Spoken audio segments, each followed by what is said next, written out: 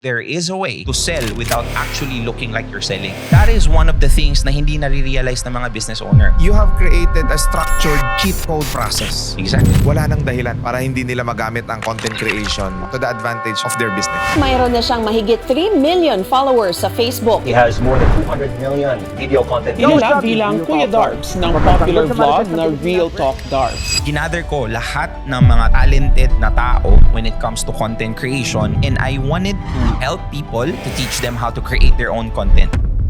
Sa Facebook, nagbabayad ako. Ito, ako pa binabayaran. Yes, sir. Napopromote ko pa yung negosyo ko. Wala ka ng expenses, kumita ka pa. Social media right now is the new television. 98% of the internet, one basic means of consumption of information is video. And Philippines, specifically compared to the world, has been one of the greatest consumptor of social media. Nangunguna pa rin ang Pilipinas sa buong mundo na may pinakamahabang oras na nagbababad online. Always remember that in business, visibility is credibility. Kung hindi ka matuto sa content creation, kawawa ka in the future. Yung business mo, yung legacy mo, kahit anong ginagawa mo sa buhay, learn something that is a game changer in the future.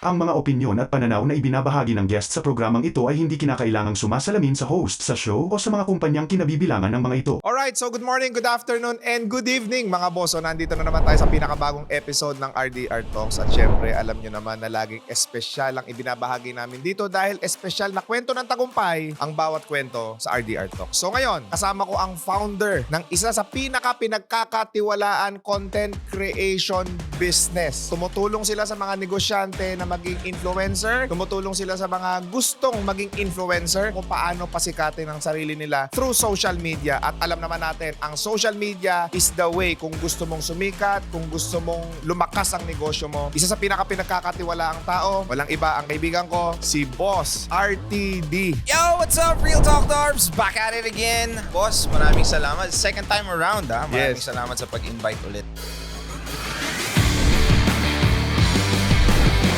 Bakit mo binuo itong House Creatives? I find it very unfair. May mga pagkakataon wherein I see myself living a life in my own terms. And then somehow, I know that there are people who's equally or even more talented than me. I want to have an opportunity to feel what I'm feeling. That is the reason why I come up with the House Creatives. Ginather ko lahat ng mga talented na tao when it comes to content creation, and I wanted to help people to teach them how to create their own content. Maraming content creators ngayon at marami ding content creators na sikat, pero very few ang may content that are meaningful and valuable. Through House Creatives as well, as part of what we do and what we preach is, we allow people to learn how to create content that has values, katulad mo. Exactly. Sino-sino yung mga kasama mo dito? Si Almighty Bro, si Eric Paulo. Of course, there are people behind the scene that are very equally talented as me. Yes. Si Zed Avicilia, nandyan din. Si Kirby, si Ian, one of the most talented photographers and graphic artists I know. Keith, my editor. Of course, si Brian, Yes. technical director namin, super talented. Gabriel, na media buyer namin. So it's actually one-stop shop. Kung sakaling gusto mong gumawa ng content, lahat pwede namin offer sa'yo. Example, meron akong negosyo and I've been doing Facebook ads for quite some time. How can you help me to lower my budget pagdating sa Facebook ads? By creating content that is viral worthy. Ang problema when it comes to businesses, they don't Yes. know how to create content that are viral worthy. Facebook ads supports and shows people kung saan dapat pinapakita yung content mo. Hindi necessarily marami, Yes. but to the right people that has capability of buying. Ang problema lang ng most businesses is that yung bagay na pinapakita ay hindi engaging. Unpolished ang content, boring, napaka-salesy. So kahit na ipakita mo sa taong posibleng bumili ng produkto mo, hindi sila bibili kasi yung bagay na nakikita nila hindi engaging. This is where House Creative comes in. Ano yung structure ng engaging content? If you wanna sell, don't sell. If you wanna sell, don't sell. Paano Yes. ka mabenta nun? Every individual doesn't wanna be sold to or ayaw makita na binibentahan sila. Lalo na pag sa social media. You will not finish a 1 minute or 2 minutes video if that person is trying to sell you something. Pero bakit? There are people who's capable and willing to finish a specific 12 minutes podcast, Yes. just like you. 30 minutes podcast just Yes. like you. Because there's value into it. You're not trying to shy away that potential customer. Pag binentahan mo siya, very transactional. But there is a way to actually showcase your product through the art of storytelling. Kasi maraming mga business owners ngayon, the more na may budget ka, pambayad sa platform, bebenta ka. At some cases, it is true. Somehow, you can reach a lot of potential people if you have an engaging content na nilalagay mo. Example, pag nagbayad ka ng 1,000, na-reach ng tao na yun is around 300 people. Sa Yes. 300 people na yun, ang bumili lang isa. So, 1,000 yun. If the reason is because you have a convoluted story, paano mo pinipresent yung product mo, very transactional, pangit ng audio, hindi maayos ang pagka-present ng product kasi isang angle lang. Those kind of things are the reason why people don't click, don't buy, don't trust. May factor yun. Very much. That is one of the things na hindi nare-realize ng mga business owner. Because kung sakaling maganda ang content mo na pinapakita sa client, there is a way to sell without actually looking like you're selling. And that is our specialty. Is it still relevant na kailangan fully produce yung video mo, yung maganda yung lighting, maganda yung kamerang ginamit, maganda yung mga music na ginamit? How to create a very good content? Yan ang problema ng marami. Nahihinder sila to become a content creator kasi wala silang tools. It's not the arrow, it's the Indian. Wala sa pana, sa pumapana yun. It's not the case. Ibig sabihin kahit cellphone lang, pwede ako mag-viral, mag-trending? Of course. That's the reason why TikTok is very popular kasi it allows user to just create content na hindi mo kailangan ng fully produce. In-house creatives and on the masterclasses that we produce, we teach people how to structure their storytelling techniques. Eventually, kahit papaano kailangan mo mag-upgrade. Kailangan mo pa rin kahit papaano pagandahin yung content mo. Pero hindi ibig sabihin na kailangan mong maganda agad ang content mo because there are a lot of people who's just using a phone who is even outperforming those who has fully produced content. And the only reason is because they know how to engage and tell a story with their audience. Baka naman fake guru ka. Yung mga viewers ko kasi mga negosyante yan. I don't want them to engage into someone na wala namang experience. Paano ka naging isang magaling na content creator? Why is that people would avail your services? First things first, you should not believe me. You just have to check me out. Kasi I don't blame. And it's a very good question. There's a lot of people na nagtuturo, na nagsasabi, magkakaroon ka Yes. ng maraming views. But if you check at the person who's teaching, kahit mismo nga yung content nila, hindi nila mapalakas. Yung content mo pa kaya. I was an OFW for more than 10 years. It was a very difficult time. Difficult moment for me kasi I have to work every single day for 10 years. Malaki sweldo nyo, OFW ka eh. Yes, but somehow, Mga magkano? nag-quit ako sa job ko around 300,000 pesos ang sahod ko. For being a content creator. Yes. Siguro, I would love to think that I'm someone who is a purebred content creator. Nung bata pa ako, bago mamatay ang bida sa aking laruan, meron munang storya. Meron muna siyang sasabihin doon sa kalaban, tapos bubugbugin muna siya ng kalaban, at meron siyang mga 2-3 liners na sasabihin bago niya matalo. I already have that gift of telling a story, being creative. But eventually, life happened and pumunta ako ng Dubai. Kinalimutan ko ang pagiging creative like most people do because Kailangan mo magtrabaho. tsaka walang pera doon. 10 years ago, walang pera sa content creation. And then eventually, I got a good job, naging sales ako, and then I was able to discover content creation. At that time, walang pera doon. Wala pang sweldo nun. And somehow, that was one of the things na na-realize ko, kahit pala walang sahod, ito talaga yung gusto kong gawin. Every single day, pumupunta ako sa place kung saan kami nag-Facebook Live. 30 minutes ang travel time after work. Every day, walang bayad, pumupunta ako. Walang nanonood, pero gusto ko yung process. Wala akong transactional mindset na dapat kada labas ko, dapat may bayad o dapat may kinikita ako dito. Wala doon. Because at that specific time, I was developing a skill set. So, hindi lang sa content creation but in life as well. Kung meron kang isang dinidevelop na skill set, kung meron kang isang bagay na natututo ka, hindi dapat ang measurement ng success mo is kung magkano ang kinikita mo sa tuwing ginagawa mo yung isang bagay. Hindi ibig sabihin na pag wala kang kinikita, walang patutunguhan ng iyong ginagawa. That's wrong. Because there are specific situations wherein you're learning something that is a game changer in the future. At yun ang nangyari sa akin. Doon ko na-develop ang content creation process ko. Doon ko na-develop kung paano ako naging spontaneous, paano humarap sa camera. Kahit ibato mo ako ngayon sa Araneta Coliseum na may 5 million tao at sasabihan mo lang ako ng isang topic, I'm ready to go in because of those 2 years that I did my grind. If you have consistency, relentless execution, good intent on what you do, magkakaroon ka ng byproduct which is monetization. Wala kang choice kundi kikita ka. Extra na lang yung pera. Hindi ko in-imagine na kikita ako sa Facebook Paano mo na-endure yun? because I have intent. What is your intention? Being able to do the things that I love. Being able to share my truth to the world. One changed soul is way worth more than 1 billion views. After that, nagkaroon ako ng lakas ng loob, traction sa content creation. Finally, may nanonood na. Finally, may monetization na. Finally, may mga naniniwalang business na somehow nagbabayad sa akin para para i-present at sabihin ko ang story nila. Bago kasi ako nag-jump from being a full-time content creator, OFW ako doon, 300,000 na sahod. Pero if you're gonna do something stupid, you do it smart. Ginawa ko, 2019, nag-ipon ako ng pera. Kinalculate ko na magkano ang kailangan kong kitain every single day para makasurvive sa Dubai ng basic needs ko, rent and food ng 1 year. Iipunin ko yon so that pag nag-quit ako ng job, I can survive for 1 year. Eventually, I took a deep breath and I submitted my resignation. Doon ko na-realize na gusto ko ang gagawin ko, na I could always get another kind of job. Pero I don't want that one day when I'm in my deathbed, ayokong magsisi na hindi ko sinubukan yung gusto kong gawin, which is content creation. And I was not motivated by money. I was motivated and inspired to be able to wake up every single day doing the things that I love. That's the reason why I quit. What is your first video hit? Pagod ka na bang maging OFW? 2 million views, 10,000 followers lang ako.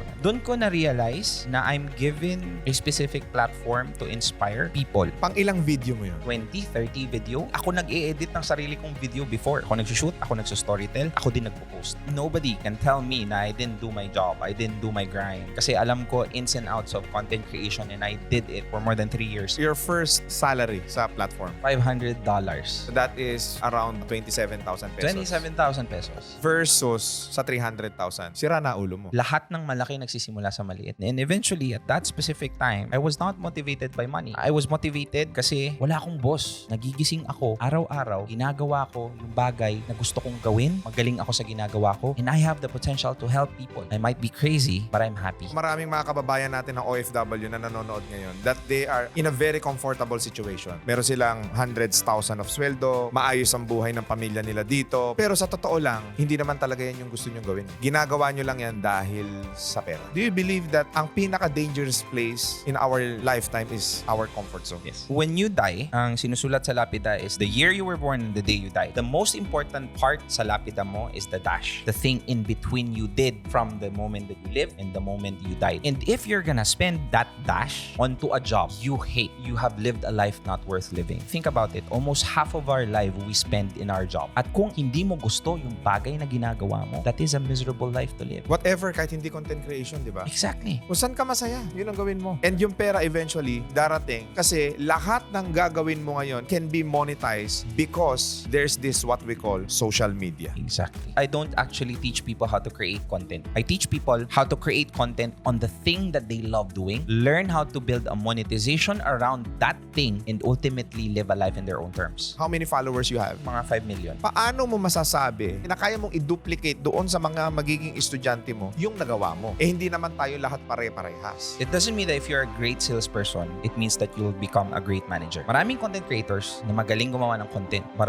doesn't know how to teach the technique. I would love to think that I'm a good content creator, but I know for a fact that I'm a great teacher. Paano mo nasabi? I was able to have clients that was able to follow the things that I said. Recently, I had a content creation masterclass. You were there. Meron tayong ginawang content for a specific student na meron lang 100,000 followers. Ginawa niya yung bagay na tinuro ko. Step by step. The reason why nagawa niya, kasi meron akong sistema. The team that I have built, that somehow you were able to develop a specific system that people can follow backed by us teaching them firsthand. Kasi ang mga masterclass na sinasabi ngayon, more on theory lang eh. Ang dami kasi mga fake guru dyan kaya natatawa ako. Exactly. Kaya gusto kong ipakita sa lahat na ang masterclass ko is something that people are capable of actually walking away with real life skills. Yung estudyante na yon, siya gumawa ng script, siya din nag-shoot, siya din nag-set ng lighting at nag-edit. Eventually, that content manages to get 100,000 views in just one day. I have one specific client that I have developed. Her name is Clara DH. She's a CEO. Negosyante siya. Wala siyang time. Gusto niya mag-develop ng personal brand. I created a content for her. I researched her. And then eventually, I developed content strategy wherein every once a month, magkikita kami for 2 hours. Uupo na lang siya. Isushoot namin yung content na ginawa ko in her own voice and then she will have a content good for the entire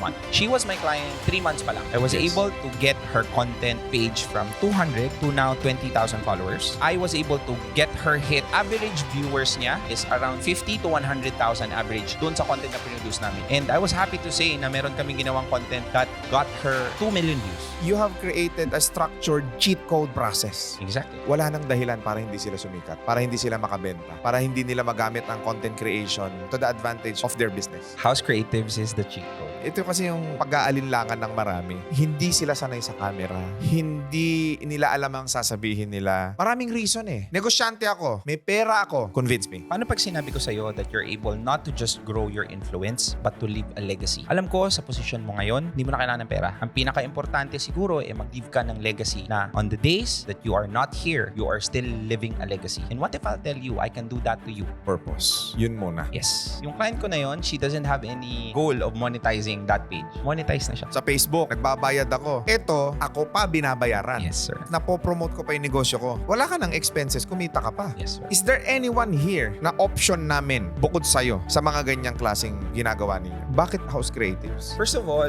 I don't need your money. We can survive even without your help. Let's just say that it's enough for me not to need the money of my clients. Okay, sige. Para lang ma-excite yung mga viewers natin, no? Hindi ka na magbabayad sa platform, sa social media, ng hundreds of thousands of pesos per year. Yung iba, per month yan. Tapos kikita ka pa, mga around 100,000 to 1 million. More or less? More. 1 million to 2 million. More. 2 million to 3 million.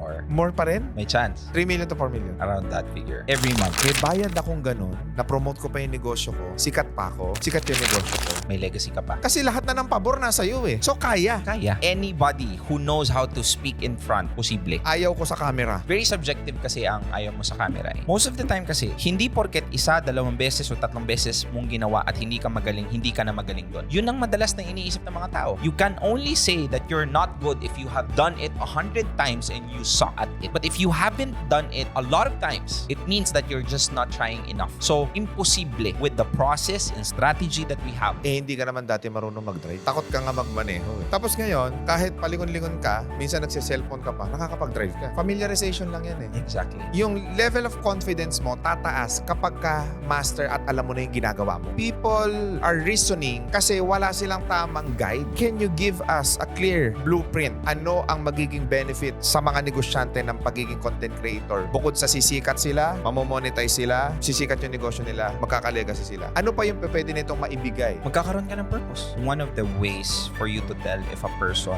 is really successful is if he is in a position to help. Lalong-lalo na sa mga negosyante. Of course, there will come to a point where you had that much money would not matter anymore. Content creation gives you another reason for you to have that purpose. Ang daming pinapanood ng mga tao ngayon sa cellphone nila na mga walang kakwenta-kwentang mga bagay na nakakasira sa pag-uugali ng isang tao pag pinanood nila. Para lang sa views, magpa-prank. Babastusin yung nanay, babastusin yung tatay, wawalang yain yung kapitbahay. Para lang sa views, maghuhubad. Gagawin ng lahat para mapansin. Magpapakamatay para sa views. Ang social media, ang pagiging content creator, kaya ginawa yan, is para maging advantage sa inyo na makatulong kayo sa ibang tao and the byproduct is kikita ka ng malaki. Mali ang pagkakaintindi natin sa vlogger. Do you believe in it? Yes, of course. Walang nagtuturo ng ethics sa content creation. Kasi ang di nila alam, pwede pala nila maging advantage sa negosyo yun. And they could be one of those reasons why somehow there is one more positive content out there. We encourage you guys, do content. Kung hindi ninyo alam, nandito na po ang House Creatives. Do it for you na yung gagawin. I-spoon feed ka na. Wala nang dahilan para ubusin mo yung pera mo sa kababayad ng ads. Kaya mo nang gawin. I have attended the program. Sobrang yabang ko ho. Pagdating ko doon, feeling ko alam ko na lahat. Pero nung pumasok ako ng day 1, tumapos ako ng day 2, graduate ako ng day 3 nung masterclass nila RTD, napakadali lang pala gumawa ng content. Yun ang natutunan ko doon. Matakaw ako sa investment eh. At napakaganda ng programa mo. Yung binayad ko doon, dapat 10 doble nun yung makukuha ko. I'm a content creator. At hindi mo to maririnig. Hindi lalabas sa bibig ko to kung bayad ako kasi may pera ako. Hindi ko kailangan ng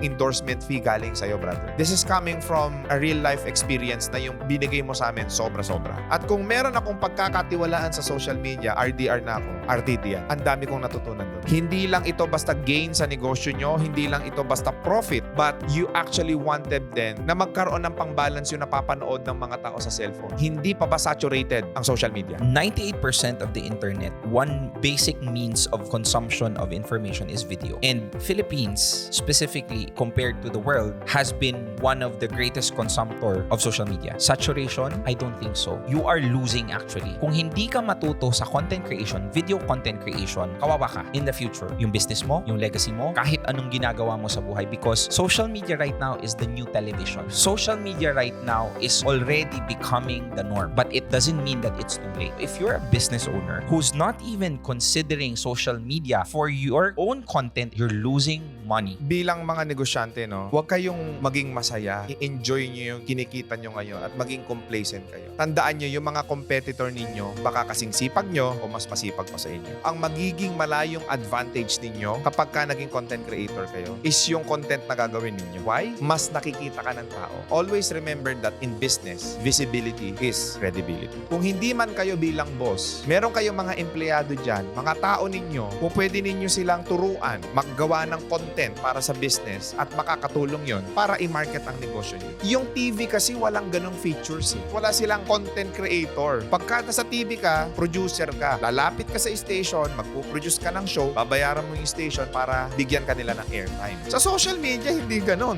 You do you. Kung kailan ako maglalabas ng content, bahala ako sa buhay ko. Kung kailan ako gagawa, bahala ako sa buhay ko. Yun yung advantage ng social media. May control ka. I'd like to encourage each and everyone, mga negosyante, entrepreneurs, mag-content kayo. Sa akin kayo maniwala. Mag-enroll kayo sa House Creatives. Is there any way na makapag-contribute tayo sa society natin para maging maayos or mas maging matalino o mas maging magaling yung next generation? Being able to influence people to do good, to become a better individual. And we all know that when you produce content that are valuable, you're able to be watched by people, by kids, by children, by people who's growing up. And if ever you're able to instill the kind of values you have as a business owner, as a person, you'll have a legacy of being able to have a chance to change Philippines or even the world in the future. Just because you influence that one kid, that one businessman who would become successful in the future, you'll be able to save one life through influencing them to do good. And I think aside from money, fame, legacy, and purpose, being able to save a soul, I think is one of the greatest thing that you can do as a human being. Alam ko mga boss, marami kayong natutunan and I'd like to invite each and everyone that House Creatives is always there to teach you, to guide you, to inspire and to motivate you to become a very good content creator. Thank you very much. First of all, I just couldn't say, why are you this generous? I cannot imagine. That's why the reason why I just wanted to thank you from the bottom of my heart. And that's the reason why you're able to grab people,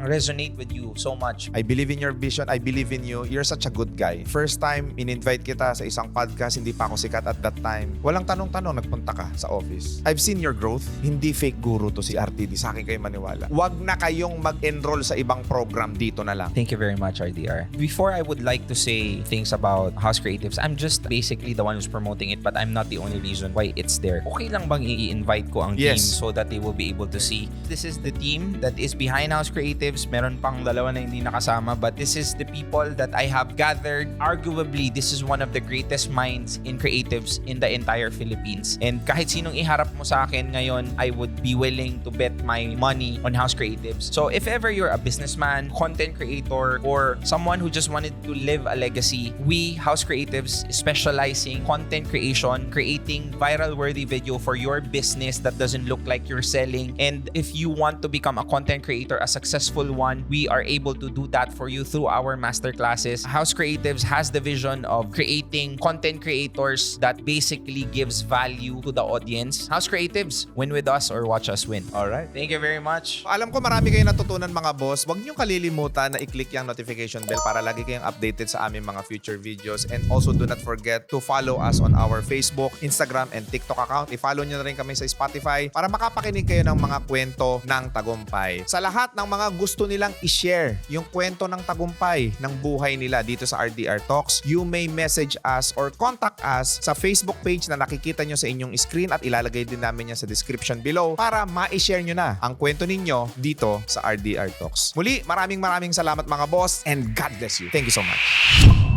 Pag nag-post ka ngayon ng video, Boss RTV, 1 hour, 100,000 na. Tapos pag tingin ko kinabukasan, million na yung views. Merong secret ingredient. Eventually, I was able to hone down and have a specific process na alam ko sigurado na mag-work when it comes to posting videos on the internet. Meron ka ng 3.6 million followers. Paano magkaroon ng ganong karaming following? Attention is the new gold. If you have attention, you can leverage that to create a lot of money. Meron tayong process na ginagawa ginagawa at binubuo ngayon. We will be launching a masterclass. Ituturo namin lahat ng proseso kung paano magkaroon ng ganong klaseng influence and at the same time, paano mo malileverage yan sa business mo. Ito na yung opportunity mo. Be taught by masters in their own craft. Si Boss RDR, isa sa mga pinakamalulupit na business influencer dito sa Pilipinas. Kung gusto natin manatiling relevant ang negosyo natin, kung gusto natin manatiling relevant tayo, I'm encouraging you to become a content creator. This is it.